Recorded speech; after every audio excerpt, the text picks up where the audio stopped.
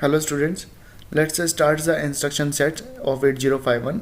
8051 instructions have 8-bit operation code. There are 256 possible instructions, of which 255 are implemented. Move instructions is there. Move, for this there is it first in the destination and then source. So you can find that the data at the right side is transferred to the destination.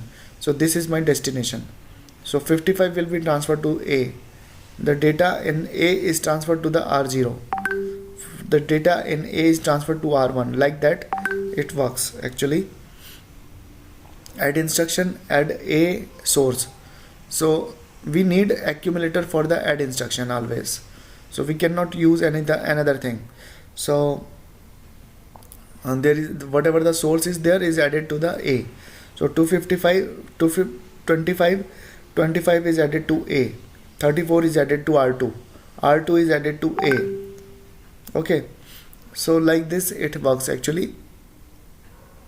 So structure of or assembly language you can find org0h. We will start our programming from there, from like this. Org means origin. Origin is 0h means it will start the coding from it will take the start the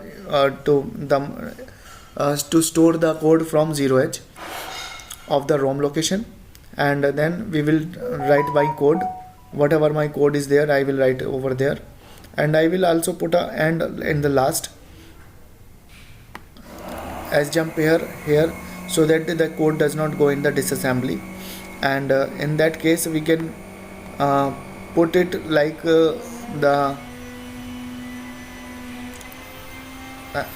in this case you can find that sjump here is the, this is the code for the assembly.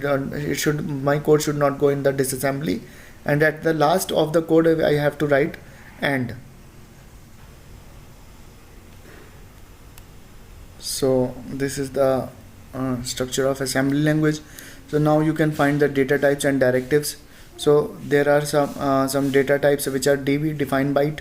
It is always used for the purpose of the defining a byte, and when we define byte something, then from the starting of the ROM location it write whatever the data is over there. Okay.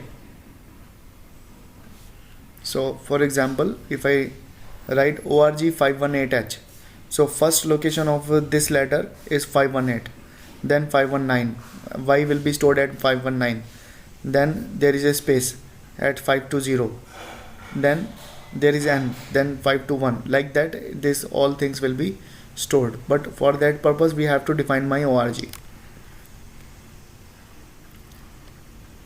So when we multiply two things, then the result is stored in A and B both. Okay. So if there is a move A and move B, then multiply AB.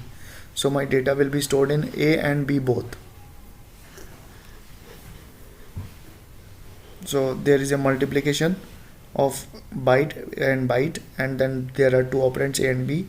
Then result will stored, lower byte will be at A and higher byte at B.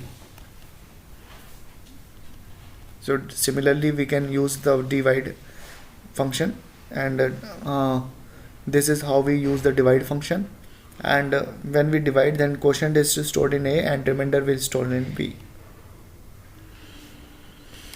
Conditional jump is important. So 8051 offers a variety of conditional jump instructions. JZ and JNZ test the accumulator for the particular condition.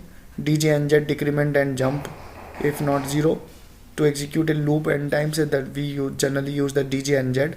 CJNE is compare and jump if not equal.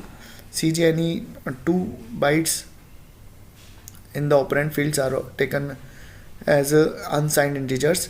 If the first one is less than the second one, the carries is set. Example of the CJNE is A20H and $3. So it will jump to this location if accumulator is equal to 20H.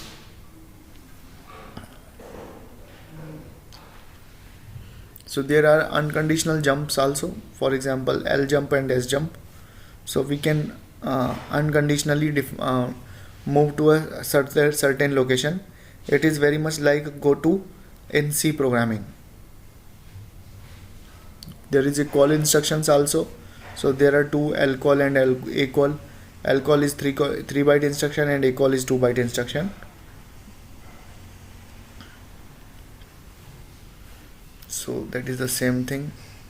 So in my next lecture I will tell you about some more interesting facts about 8051 peripherals, and here are some three peripherals which are timers, serial ports, and interrupts.